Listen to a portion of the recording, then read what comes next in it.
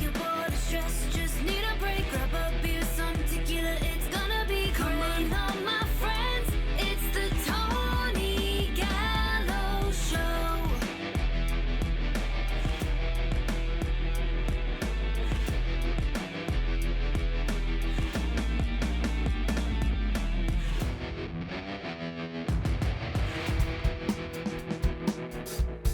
What's up? Welcome to another episode number 39 of the Tony Gallo Show. My name is Tony. I am your host. This is my best friend and co-host, Sahaj. I am back from Cancun, Mexico. I'm a little tan. I got more burnt than I generate. I'm already dark, but you know, I'm darker now. You do look darker. Did you get a haircut? No, like maybe a week or two ago. Something's different about you. Is it the tank? Maybe. We're 30 more episodes away from being on episode 69. Not your favorite number? That's my favorite number. That's the temperature I like to sleep in at night. 69 degrees. Amongst two other things, right? No. Oh, okay. Why you gotta be inappropriate, bro? We're just getting started, you know. Like everybody's already like checked out because you're over here being inappropriate already. Jiminy Christmas, man. All right, well, welcome to another episode. Thank you so much for listening. I always forget to do this, and I had to write down a note to like ask people to subscribe. Please subscribe, follow us, right? Please. We're trying to make it and like the video. We are trying to make it. I'm trying to do everything in my power to make it. But yeah. So there's we just watched a little bit of where do we start? I don't have a lift me up story today. No, it's gonna be lift you down story. Start.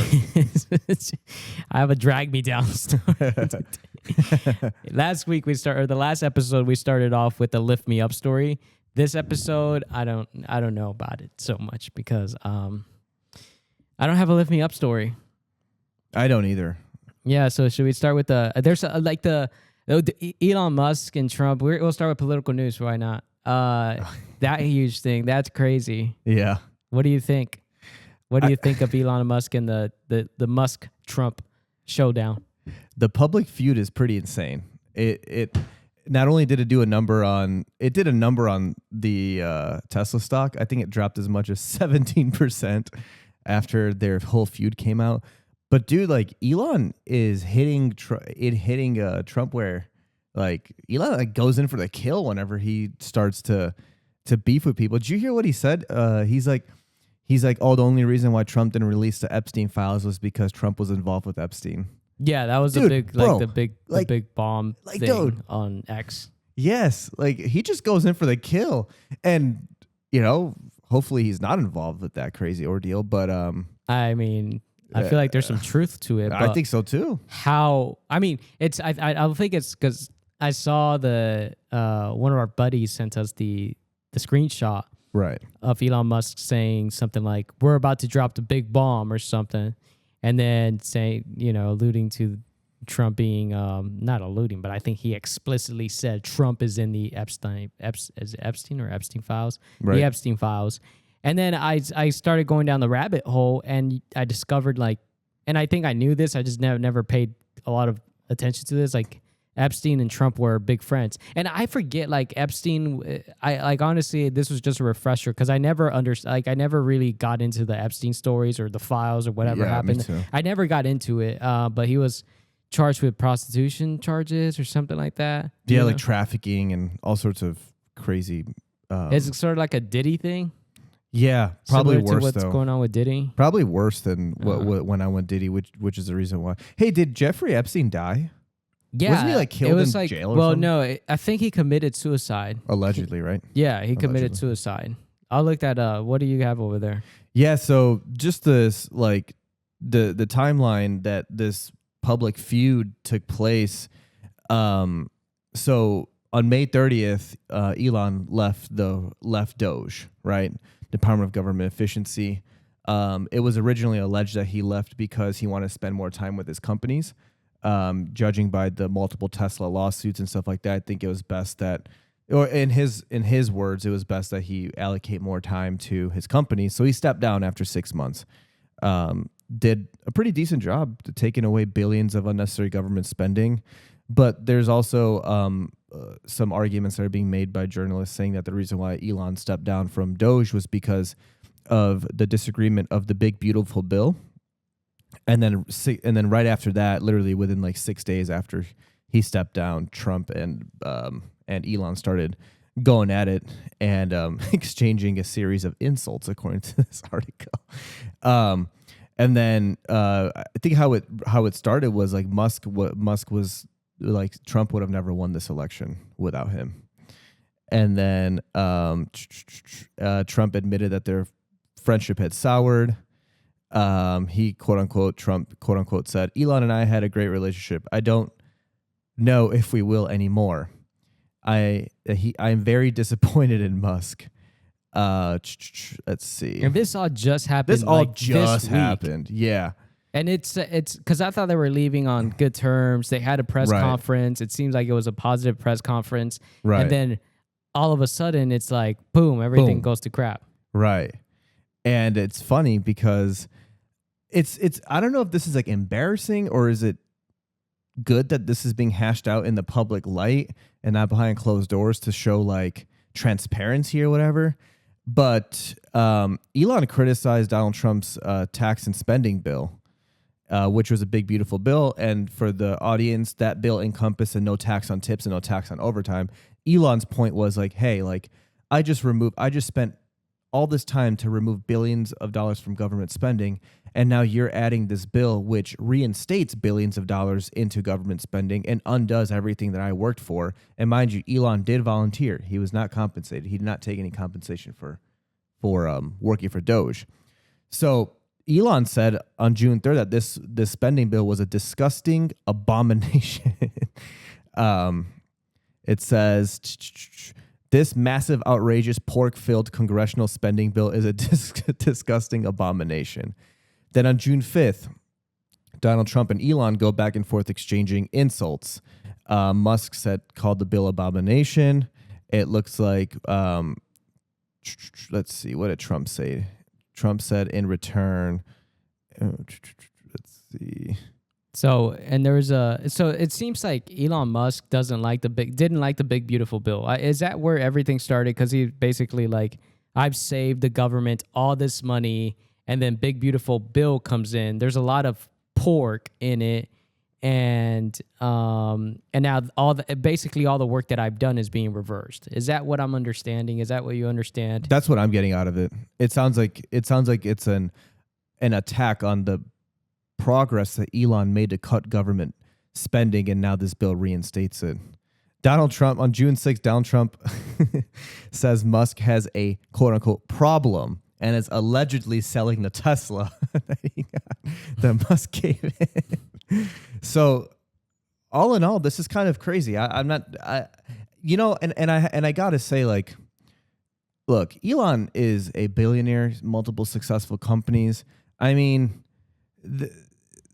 I'm sure Elon's not pissed off for just for no reason. I think Elon's a very intelligent individual, and if I'm in his shoes, I think I'd be kind of upset about the fact that I just volunteered my time for 6 months with Doge, took all this billions of dollars out of their spending, which the United States is trillions of dollars in debt and constantly having to borrow money. And it's almost like this never-ending debt cycle. It's like if you and I were in debt, dude, we would freaking be out in the streets. Like, but the United States borrows and borrows and borrows and borrows, and there doesn't seem to be any type of like control. So Elon put forth a lot of time, and now you have this bill, which I will say, I mean, hey, no tax on tips, no tax on overtime is a pretty cool it's a pretty middle class friendly bill, if I may. But I think there's a lot more that go into that bill. Yeah. And I think Elon Musk referenced pork in there.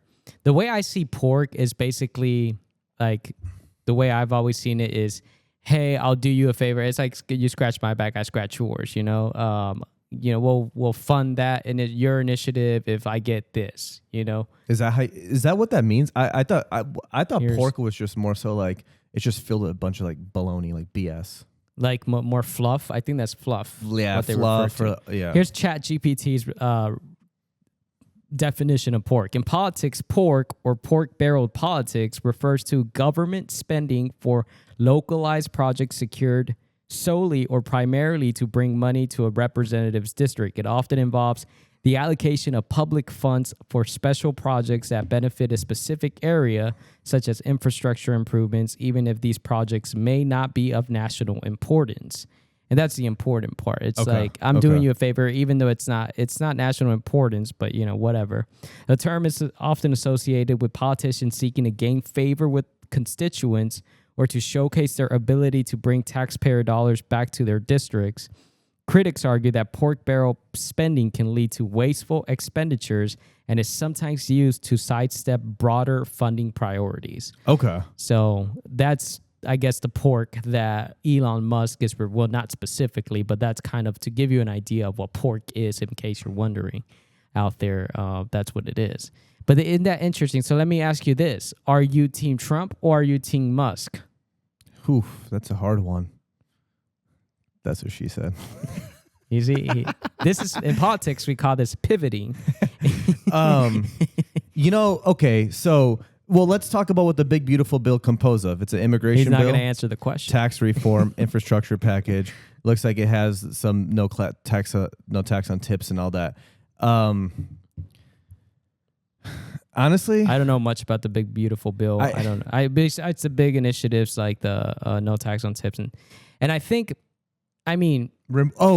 The other thing Elon was pissed about, sorry to cut you off, removing the EV mandate, which potentially could cut billions of dollars of sales from and Tesla. then he went back on X and said, I don't care. You remove it or keep it. I don't care. Just get rid of the pork in that bill. Okay.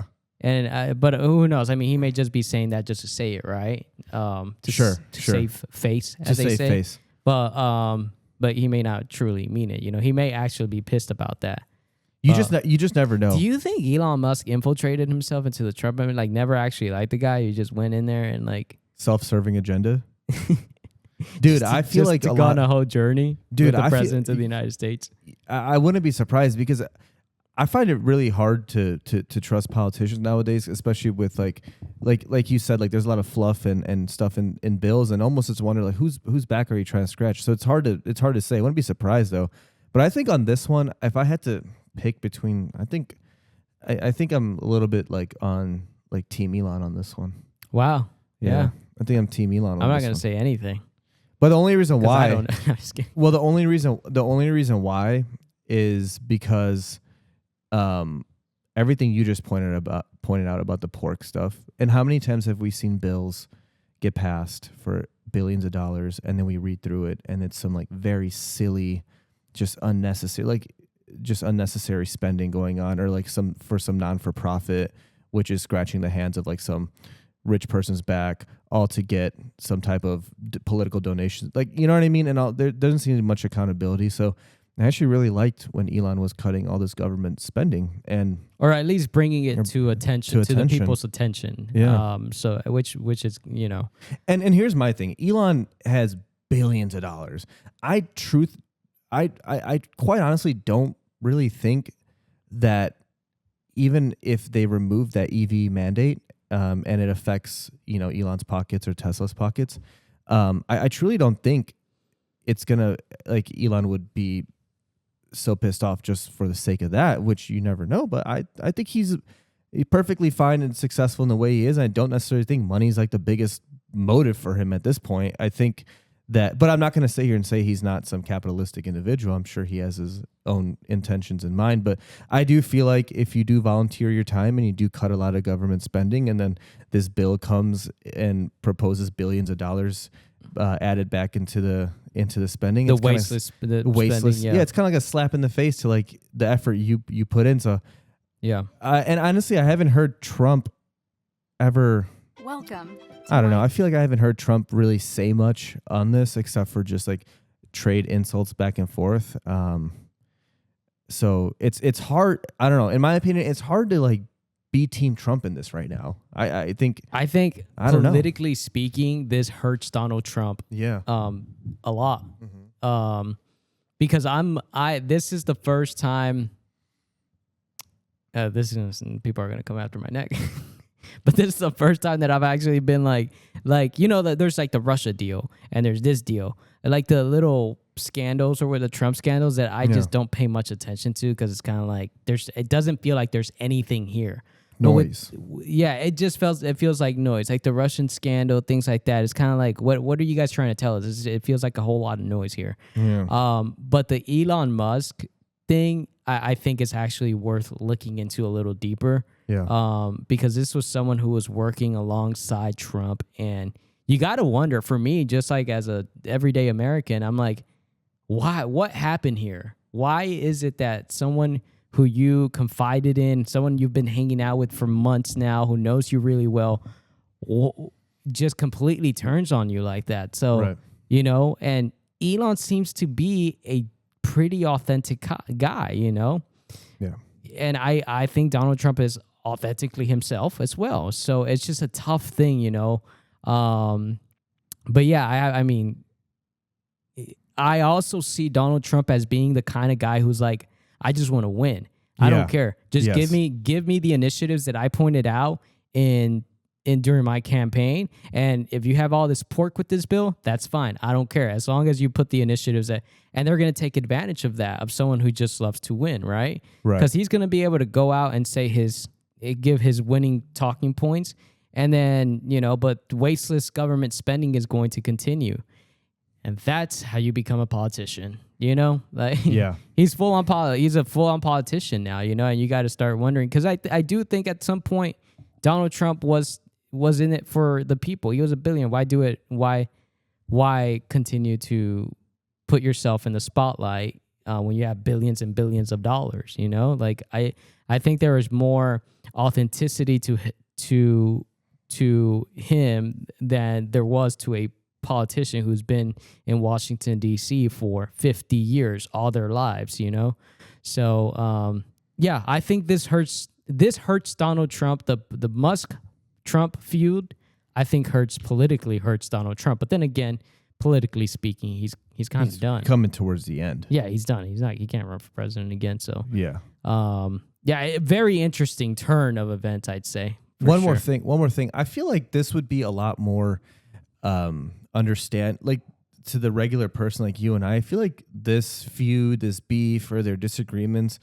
would be a lot better understood if they were to just come over the air or come over, a channel or whatever, and just kind of go over what the difference. Like, I feel like Trump is very much so my way or the highway type of guy, which obviously is very successful, but like this beef, right? It just looks like, not gonna lie, it looks silly. Like, it just kind of looks silly. It's kind of like, okay, you got two billionaires who are on the same side. Now they're beefing over each other. It involves the president of the United States. It just kind of looks like we're in some type of disarray. But like, if there was someone who can just explain this disagreement, hey, look, the big beautiful bill, Trump wants this initiative with the big beautiful bill. Elon over here, I disagree with this. And if someone were to just explain it to the everyday person to understand where this like freaking disconnect is, then it would make this a lot better, instead of, because right now all we have is speculation. I mean, and it's really hard to trust politicians anyway. But yeah, and this is what Elon tweeted 3 days ago. This picture here. Oh wow. Yeah. So he said exactly to that. So he's obviously mad. He's mad about Elon Musk opposing. He retweeted this tweet. Elon Musk opposing the big beautiful bill shouldn't be a shock to anyone. He literally sat next to Donald Trump and explained we need to cut spending, not pass more spending. Elon Musk explains how to end inflation and drop interest payments forever. So I think Trump is looking more like a politician right now and less like a business person right now. And I think that hurts him politically, because he's done so well in not looking like a politician. I think that's what brought him a whole lot of attention. Right. And now he's looking like a politician, and Elon Musk is kind of like bringing that out. So, and before we switch, just want to go over the finances on this bill. the Congressional Budget Office, formerly known as CBO, the Big Beautiful Bill, would increase the budget deficit by $2.4 trillion over the 2025 to 2034 period, so approximately 9 years. And then what it's saying is that on the high end, it could increase the budget deficit to $3 trillion. And if we look at how much money Elon has cut out of government spending, and then you're adding $3 trillion into that, it's literally like a slap in the face to the work that you've done. So I think he has every right to be a little upset. And I'm not sure what all this means, but maybe smart people do. It says the national debt will climb to 124% of the gross domestic product by the end of the fiscal year of 2034, compared to the projected 117% of the gross domestic product under the current law. So if we just kept it the same, then we would actually be saving the United States 7%. And I do think that we need to go ahead and move forward with these initiatives that Donald Trump brought to the surface, which is like no taxes on tips, no taxes on overtime. That helps like everyday people. Yeah. So that 100% I think is a great part of this bill. Right. However, we do need to I think he needs to fight more for less waste in government, which is what I think Elon kind of has fought for, less waste in government. And so, yeah, it's interesting to see. It'll be interesting to see what happens here. But yeah, he's starting to look more like a politician, I think, in summary, or at least this incident makes him look more like a politician. And I think that's why it's gonna, he doesn't, like I said, he's coming to the end of his presidential term. And more so than anything, I think it's going to hurt the Republican Party. Right. J.D. Vance may not want to run on the, what do they say, on the tails of Donald Trump, He's been awfully quiet in this, hasn't he? He has been, I think so. Strategically. I think so. I think he's been quiet. I don't know. I think so. Let's go see what he's tweeted out. But because I think I like J.D. Vance. I think he sounded like a pretty reasonable guy from the interviews that I saw. Yeah. Same. But yeah, he went to go sit down with Theo Vaughn in Nashville. Oh, dude, I gotta listen to that freaking. Yeah. Yes, I gotta listen to that. And I wonder think, what out of pocket stuff Theo Vaughn said. I think they kind of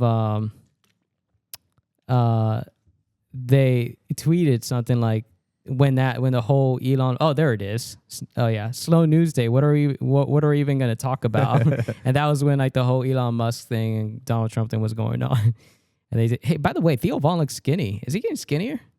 I think he's always been on the skinnier side. Yeah. Okay. I was like, is he on a fitness transformation? Dude, his hair, badass. Mullet.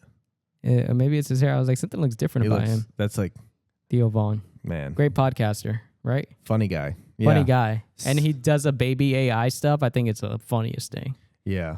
That's we did speak about Trump not looking the best in the limelight, but I will say he did send in about 2,000 National Guardsmen to Los Angeles. By the way, I still trust Donald Trump more than I trust a lifetime politician. I really do, because this incident doesn't help him. But at the end of the day, he's gonna. I wouldn't vote for him for a third term. I don't think one that's just constitutionally speaking. I think by. But like. I don't like career politicians, personally speaking. I don't like them. I don't like someone who's been in government for 40, 50 years, and that's all they know. It's kind of like, well, what do you know about ordinary people? You've been in Washington, D.C. your entire life. What do you know about the police officer, the firefighter, the teacher, the janitor? Like the ordinary, everyday Americans, you know? Yeah. So what do you know about them? What do you know about their struggles and their sacrifices? So anyway. I'm still Team Trump too in terms of I don't trust politicians. I to get off my soapbox here. What were you saying? Sorry. No, we were talking about Trump not looking the best. I think he just sent in 2,000 National Guardsmen to Los Angeles immigration for this stuff. Yeah, for that civil unrest stuff going on, which is wild, dude. Like, bro, I'm getting 2020 flashbacks from like when we were actually out there, bro. Like. Yeah, dude, like, bro, like, understand this. Like, this is crazy to me, and this is because it's probably never happened in our lifetime. In 2020, we were on the front lines. When I mean by we, your local police, sheriff, whatever, right? Now, dude, you have FBI, HSI, DEA, freaking ICE, all you got federal agents on the front lines of this. And I find it so freaking crazy that the local police are usually not there. And it's not that I have anything against the local police not there. I'm just, Jesus, my, God bless them. They need a break from 2020. But anyway, isn't it kind of crazy to see the federal agents now on the front line? Yeah. And when we were in 2020, it was just all local police and state police on the front line. But I've never seen federal agents like that, bro. Like, these federal agents are dressed up the same way we were dressed up in 2020, freaking tack gear, less lethal and all that stuff. And dude, it's bad in Los Angeles 2 days in a row now. Has it? I haven't even been seeing like watching the news in Los Angeles. I have my family lives out there. I should reach out and see what it's like. You know, you probably should, because it's bad, dude. 2 days in a row now. I think ongoing to third day. It doesn't help that it's a weekend right now. Yeah. I tried to watch the news yesterday. I didn't see any like big stories. You know how kind of like when 2020 protests started, like all the news network were out. It was there, worse. It was that was worse. That was just insane. But Nick Shirley, he's a YouTuber that I follow. He does a lot of politics. I won't play the video on here just because I don't want to get copyrighted. But and we're like monetizing. We're making millions off these videos, by the way. Yeah. And but Nick Shirley, he's a political podcaster, or not podcaster, but political YouTuber. And he went out to the streets of Minneapolis, and I would encourage you to go watch this video, because I think it's great. It kind of shows you like what's going on. And Nick Shirley has come out as a Trump supporter, but I think he stays pretty biased. America erupts. Unbiased, right? I'm sorry. Unbiased. Yes, thank you for correcting me there. America erupts. ICE raids takeover is the title of the video. And Nick Shirley, Shirley. I saw this video of people in Minneapolis. I just showed you a little bit of it. Yeah. Minneapolis, Dude. And it's an ICE raid going on. They call it an ICE raid, but it was really like different federal agencies out there. Right. And you start off with this girl walking down the street, and she's talking about, F them and I hate them and all this other. There's a lot of hate. There's so much hate. So much hate. Hate. Division. And I'm like, well, what do you like? What do they do for work, man? Like, these people don't work. And No. I don't know, when I saw like immigration protesting the raid or whatever, I thought like, oh, it's gonna be a lot of my people, my community is gonna be out there, Hispanic community. No, the ones who are getting deported. It's like these young white, nothing against white people, the young white liberals. And I say that, and I don't think it should be about race, but I say that because sometimes, like, my question is, are you really fighting for immigrants, or are you fighting for whatever you believe in that beyond immigration, you know? And to me, after watching that video, the answer was clear. They're fighting for whatever they believe in. They're fighting for, because they hate fascism and they think this is a fascist government. So they're fighting, they don't like authority. That's what they're fighting for. From what I understood, they're not fighting for immigrants. They just want to cause chaos and violence, and it's insane. It's crazy to me. But yeah, at the end of the video there, you see this guy. I think he was like a security guard working like the shopping center or something. Mm-hmm. And he's like, ICE came over here among the other federal agencies that were here. DEA was out here, and they went into that shop over there, and that shop does kind of sketchy things. And this wasn't just an ICE raid. It was like, maybe there's drug trafficking, money laundering, whatever the case may be. Right. And they did all that. I mean, I watched, it was 20 minutes. I watched the entire video. They did all that chaos, all that violence, all that hate, all that drama. When there's someone who potentially suspected of, maybe they are an illegal immigrant, but they're also money laundering, and they're maybe, pushing drugs through the store, whatever, Right. Yeah. Maybe ties with the cartel, and they're protesting this. They don't even know what the hell's going on. But imagine there's someone, just imagine, let's just assume that there is a cartel tied individual in that store that ICE was trying to get out, and that's who they were going for. I mean, DEA was there and other federal agencies. And then they're protesting an actual criminal coming off the streets, an entire criminal organization that they're trying to bust. And they're protesting that. Who does that help? Who does it help? can you imagine like how unintelligent and how emotionally charged you have to be to take to the streets, riot, impede investigations, loot, and you don't even know what their operation's about? Because everything you said is right. Yes, ICE is there for the illegals. Those illegals could be involved in God knows how many other XYZ criminal offenses, which undertake the jurisdiction of other federal agencies, FBI, HSI, DEA, whatever. And you're over here impeding investigations, saying kill ICE, hurling freaking fecal matter at law enforcement, like throwing shit at them and all sorts of other things. But they're trying to remove a potentially dangerous person from your community. But you can't seem to see that. You seem to want to the girl, she claimed something very, very specific: military superiority complex or military industrial complex, one of the two. Industrial complex. Yeah, military. And so she specifically outlined that. And a lot of these people are against police states. So they don't want a state to be enforced by police in tack attire with grenade launchers, with like APCs and stuff like that.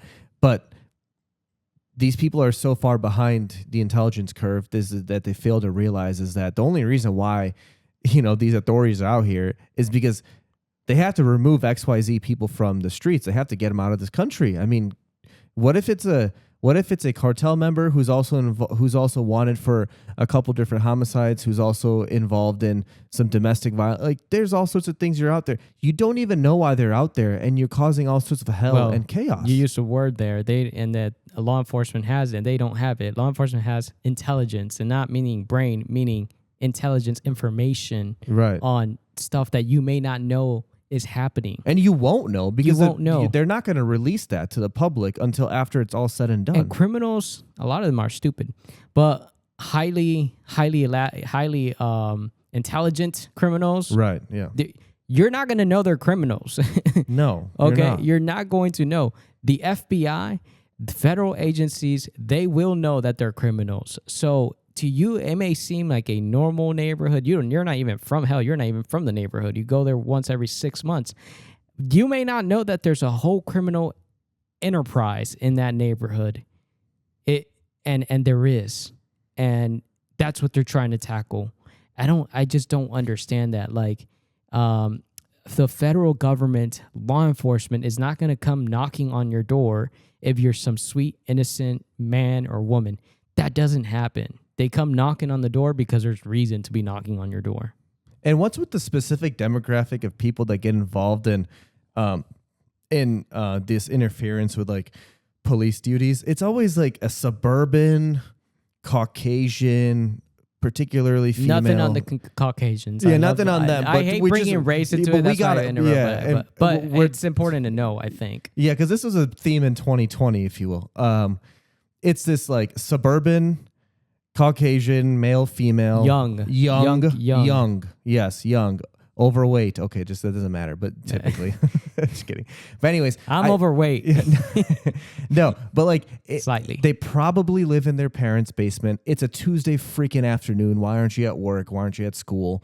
And they like get their intel off Reddit, dude. But the dangerous part about all that is, they're able to gather in those numbers, and the type of propaganda that they spread is dangerous to the law enforcement and people conducting that job. Like, dude, like in that video, you saw some like old white dude saying, "I'll give you a job. I'll give you a job." Like, it's like, bro, like, what are you even doing there? Like, and why are y'all still wearing masks? Yeah, why are you wearing? Show your face. Yeah, show your face. Yeah. Don't be a coward. Show your face if you're going to go out there and cause chaos. Show your face. And guess what? They should be charged and prosecuted to the fullest extent of the federal law, not county, not local, where you get out the next day. Federal law.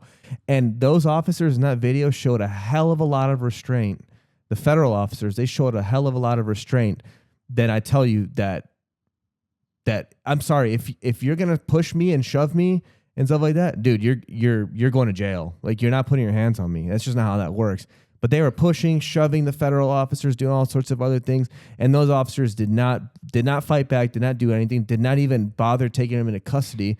I ought to think that you need to start making examples of some of these violent. When they're not even protesters, these violent looters, if you will. From my experience in law enforcement and what we saw in 2020, being out there in the front lines and actually working these riots, there's this organization that came to light and that I learned about. It's called Antifa. I'll give you an Antifa definition here from ChatGPT, our sponsor today. I'm just kidding. Antifa, short for anti-fascist, is a decentralized political movement that opposes fascism and far-right ideologies. It includes a range of activists and organizations that promote direct action, protests, and sometimes confrontational tactics against groups or individuals perceived as promoting fascism, racism, or white supremacy. Antifa has no formal membership or centralized leadership, and its members can vary widely in their beliefs and methods. While some engage in peaceful protests, others may adopt more militant approaches. The movement has gained significant attention in recent years, particularly during debates about free speech, political extremism, and social justice. I think Antifa is a big part of this, and I would be doing a disservice to the whole world, I think, if we didn't speak about Antifa, because I think, and it's such a nasty thing, because I read about them, and especially, I don't mind peaceful protesters. I think that's amazing. If you're protesting something, you truly believe it in your heart, you go out and you do it peacefully, right? But these people, man, a lot of them, not all of them, a lot of them, violent, right? And they put the mask over their head, and they're trying to almost incite and recruit peaceful protesters to contribute in their chaos. I seriously think these people meet before they go on these things. Like, hey, our goal here is to have some peaceful protesters like engage with us in our actions. Let's get their emotions riled up and let's cause as much chaos as we possibly can. They were big in 2020, and I think they're using this immigration protest and this emotional from peaceful protesters, emotional immigration protests, and they're trying to use that as to bring chaos into our society. I don't like Antifa, and they may come after us in the comments, and that's okay.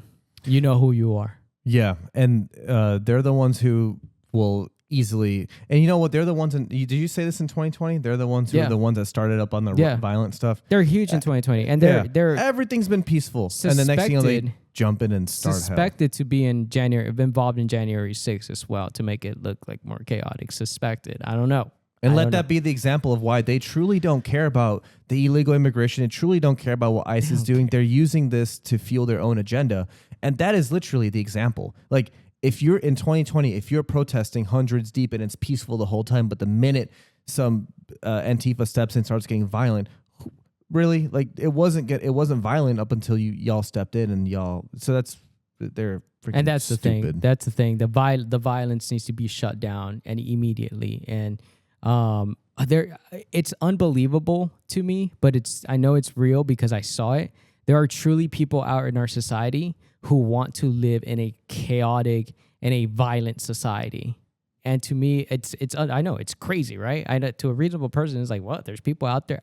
There's people out there who want to just live in complete chaos and violence. Dude, I genuinely feel like the people who are in Antifa are just very unhappy with themselves type people. Like, there's no doubt in my mind that you don't like yourself. I feel like there's this one podcast. It's evil. It's evil. It's evil when you want society to be chaotic and you want people to be out killing each other. It's completely evil. And they're the kind of people also that if you don't believe what they believe, they'll cut you off or something. You know, they'll kill you. They'll try to kill you. Yeah, and I'm sure I listen to Chris Williamson podcast called Modern Wisdom. He interviews all sorts of therapists, professionals, anyone huge. He interviews. He hasn't called me. And so he did this one. I want to listen to it, and it's actually it's right here. It's called "Why Are Liberal Women Becoming Unhappy?" And the guest is Brad Wilcox, is a professor of sociology, University of Virginia, and director of national marriage. So Liberals, they're Antifa, white, overweight, mask, purple hair, liberals. Why are liberal That's women becoming wild. unhappy? I think y'all should listen to this goddamn podcast. That's a wild category you just threw out there. He's gonna call me soft because I didn't, That's wild, and that's wild. There are some. Yes, you vote for AOC too. No, there are liberal women out there because there's a couple that come to my mind that are sane and normal. So Yes, and happy. Okay, let me correct it. Yes, you're right. There's actually a lot of liberal women who are sane, happy, and great intellectual human beings. But the ones that we're pointing out in the videos, I gotta bring it back. But the ones that we're pointing out in the videos and the ones that you guys see on the news are not them. They're the ones with some type of they're very unhappy people. I think there's a lot of liberal people out there who genuinely want to help other people out. Yeah, Tony included. Who genuinely want to help people out. And there's conservative people who genuinely want to help people out. There's conservative people who are assholes and hate people. There's liberal people who are assholes and hate people. So, it's just about who you are. So it doesn't always come down to the political party itself. But you should listen to the podcast. Why are liberal women becoming unhappy? Hey, it's done by a professor, so no, I'm sure it's an interesting podcast, and it's a catchy title that I'm sure people will click on too. Anyways, so much negativity going on. Ugh. Hey, I saw that this was crazy to me right here. There's medical assistance in dying. What medical assistance is in dying is who is eligible, how to make a request, the process, and who can provide medical assistance in dying. This is in Canada, by the way. Medical assistance in dying MAID is a process that allows someone who is found eligible to be able to receive assistance from a medical practitioner in ending their life. The Federal Criminal Code of Canada permits this to take place only under very specific circumstances and rules. Anyone requesting this service must meet specific eligibility criteria to receive medical assistance in dying. And isn't that crazy? Isn't that just crazy though? I don't have an opinion on that. I just think, dude, imagine being like the doctor or the nurse that's in charge of facilitating that. Bro, that can't be easy. Here's the eligibility. And I'm not saying this. This is the first time I think you told me about it. I've heard about this. Or before. John. What's the John Deloney? Yeah, Dr. John Deloney. Dr. John Deloney. I think I heard it in one of his videos, and I was like, "What is MAID?" Because someone had called in and said, "I'm thinking about doing MAID." He said, "Don't do MAID," and I said, "What is MAID?" And I looked it up, and I'm like, "The government helps people kill themselves in Canada." That's insane. To be eligible for medical assistance in dying, you must meet all the following criteria. You must be eligible for health services funded by a province or territory or federal government. You must be at least 18 years old and mentally competent, have a grievous and irremediable medical condition, which is, what a define grievous and how do you say that word? Am I saying it wrong? Irremediable. Medical condition. Make a voluntary request for medical assistance in dying. Give informed consent to receive medical assistance. So I guess it's that's the big one right there. Have a grievous and irremediable medical condition. Like, what's grievous mean? Oh, there it is. It defines it. Grievous and irremediable medical conditions. To be considered as a grievous, irremediable medical condition, you must meet all of the following. Have a serious illness, disease, or disability, be in an advanced state of decline that cannot be reversed, experience unbearable physical or mental suffering from your illness, disease, disability, or state of decline that cannot be relieved under conditions. So, and there's something about like the mental health being almost eligible here. There's something, I don't know, there's a, let me find it. Because it was like saying something like, you're not, if your condition is related to mental health, you must wait. If your only medical condition is a mental illness, you are not eligible for medical assistance in dying until March 17, 2027. So mental illness can be a reason, which is insane because we all suffer through depression and anxiety. And like, it's a very gray area, you know? That's a very gray area to the point where it's like aiding in suicide. I do think the mental health part is kind of sketch, but I guess I do see the argument on it though. You do? Yeah, I do see the argument. I don't like it, quite frankly. To be honest. It's Like, very I don't morbid. like it. It's very morbid. But here's my take on it. There are, and I don't know any on top of my head, but there are, I'm sure, medical conditions that are just god awfully painful to live through, and it probably waking up every single day in immense amounts of pain that you and I will never be able to relate to, or knock on wood, right? And like, if there's no cure for it and you're suffering day in and day out, and that's something that you choose to do, obviously your own consent, and you meet the criteria, I kind of see why it's allowed. I kind of see why it's allowed. I most certainly would probably feel for the doctors and nurses who have to facilitate such a thing. I think it's really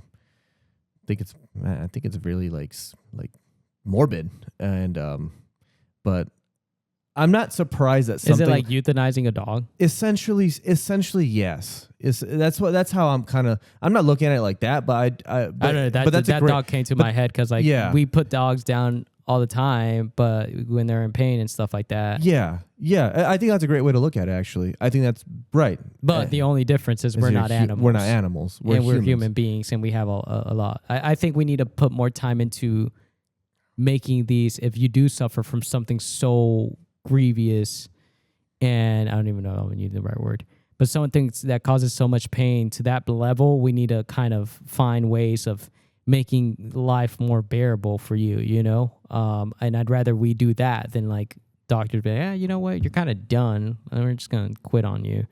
But that's your choice. That would be your choice to go put yourself through. I don't think a doctor would ever recommend you do that. I think if that's something that your country allows, then that's on you to make that decision. And they're the ones that'll just make sure all the boxes are checked off. But yeah, you're right? Like, I do agree with you on that part. First, it would be very ideal if we can come to some type of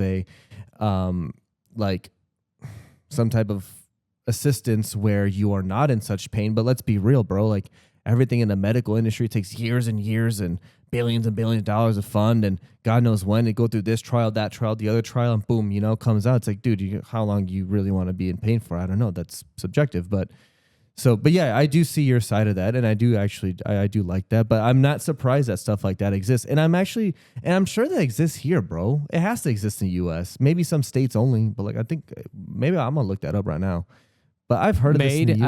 I don't think it doesn't exist. Not in the United States. I don't think any medical practitioner. I don't know is allowed to just say, all right, we're gonna like basically euthanize you. I don't think so. I don't like it. I don't think we should do it. I think if you're at that point where you want to end your life, I think you should apply instead for like to go to some sort of facility, and then the government, can work through that, and it should be limited so that people don't take advantage of the program. But yeah, I think it's kind of insane.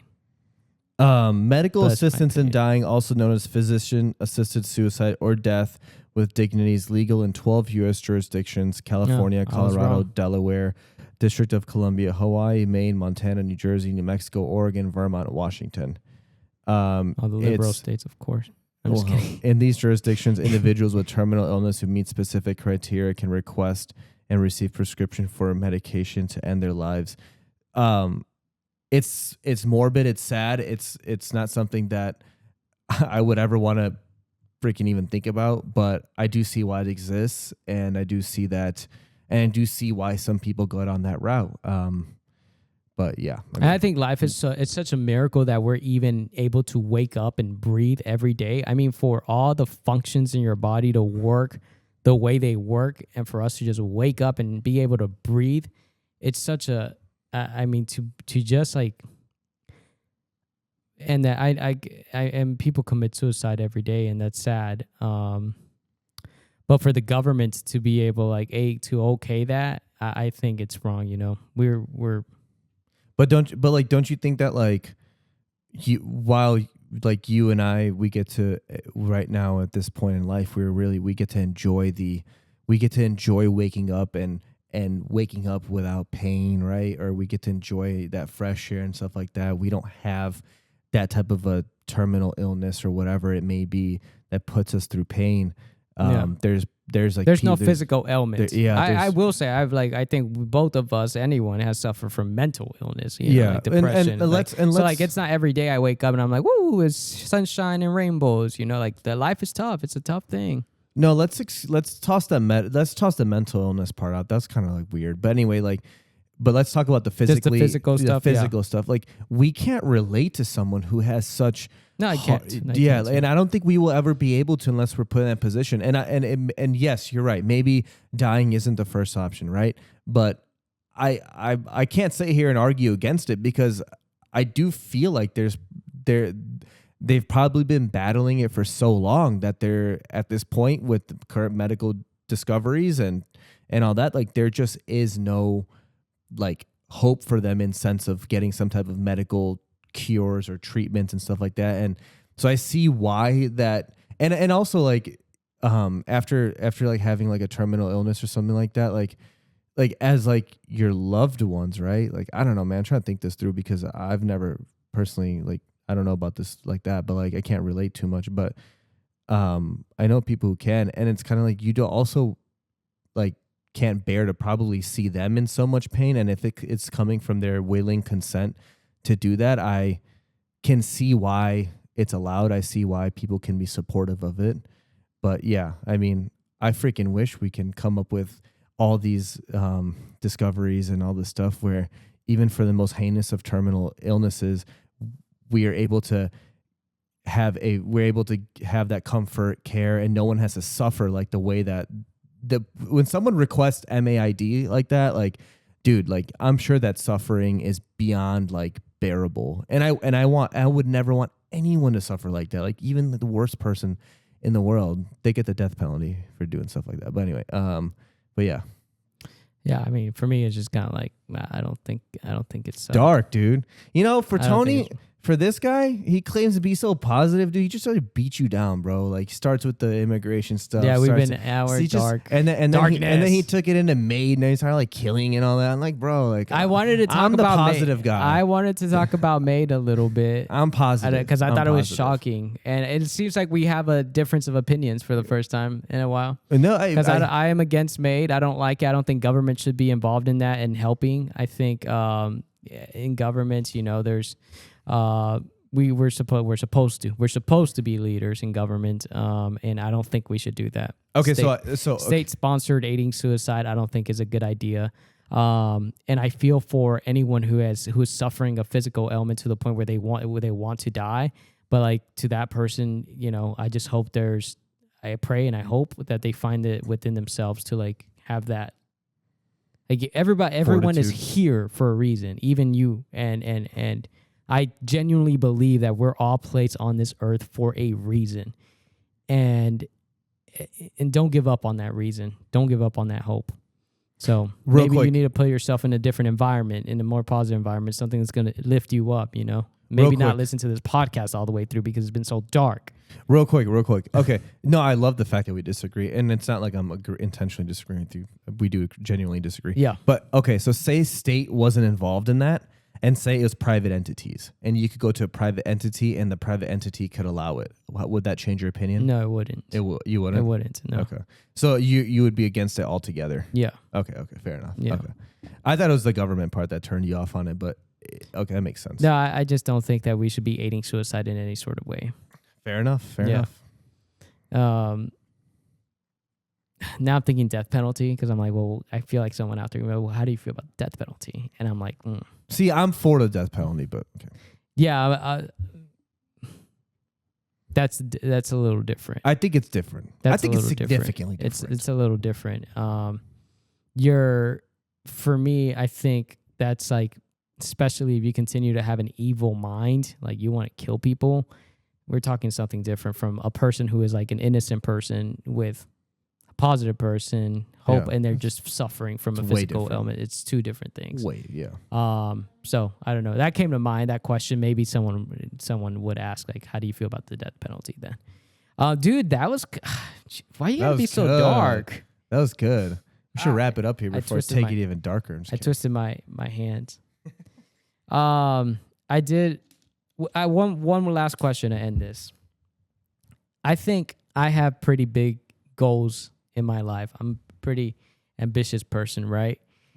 Yes. And then I was thinking, like, in my ambition, in my drive to want to do better, I don't want to forget that I want to help other people. And I thought of this question. I was like, well, what's like your group of people? What's the group of people that you want to help?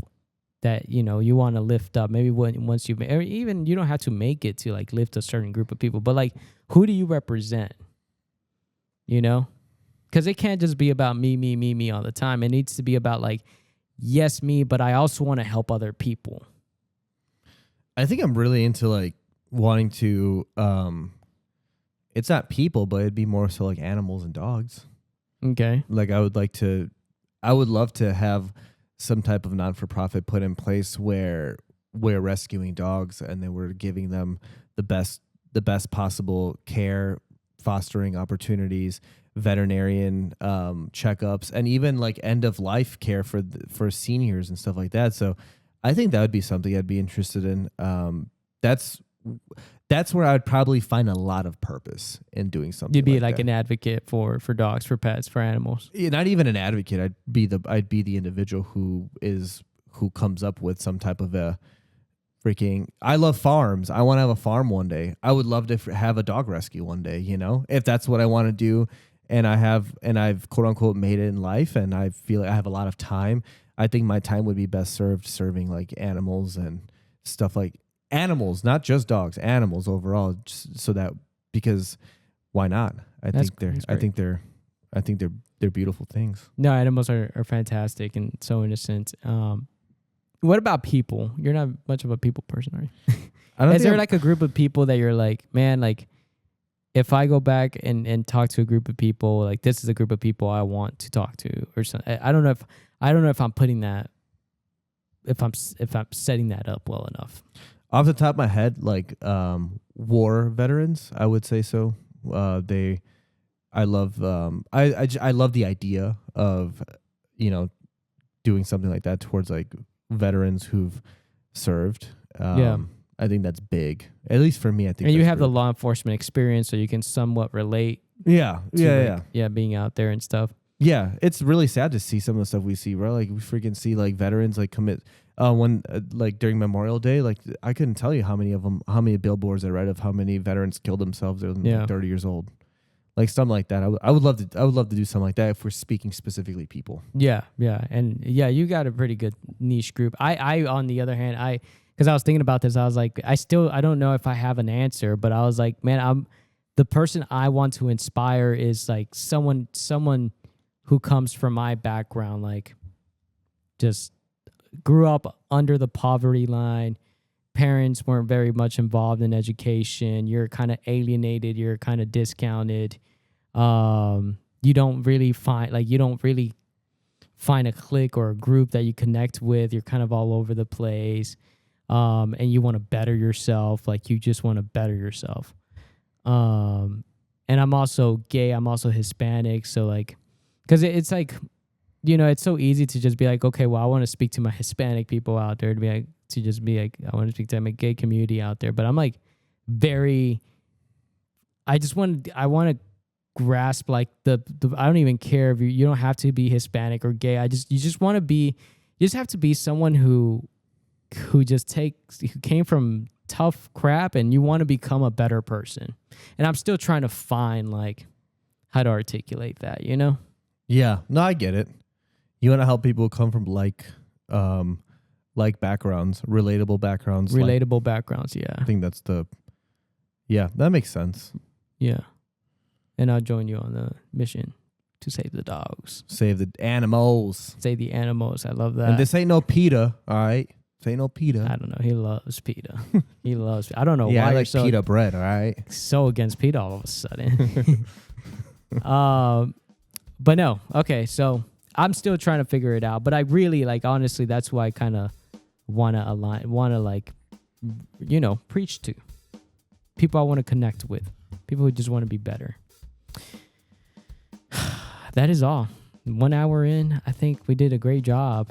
So thank you for listening. Thank you for being here. Don't forget to subscribe, like, share this with a friend, your spouse, your boyfriend, your girlfriend, your cousin, Parents. your tia, your tío, your rents, Abuelo, abuela. your abuelo, your abuela, your who else? Who else am I missing? Brother Your or dog. sister, your dog. Put it on for them. So yeah, thank you so much for being here. Number 39 is done. We do number 40 next time. So thanks, Sahaj. Deuces. Bye.